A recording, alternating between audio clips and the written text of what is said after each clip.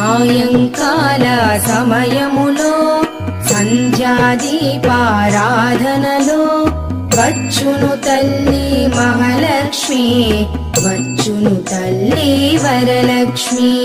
కాళ్లకు గజ్జెలు కట్టింది, మెడలో హారము వేసింది, పిలచిన వెంటనే పలికింది, అడిగినదంతా ఇచ్చింది.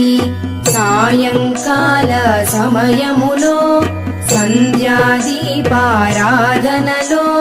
వచ్చును తల్లి మహాలక్ష్మి, వచ్చును తల్లి వరలక్ష్మి.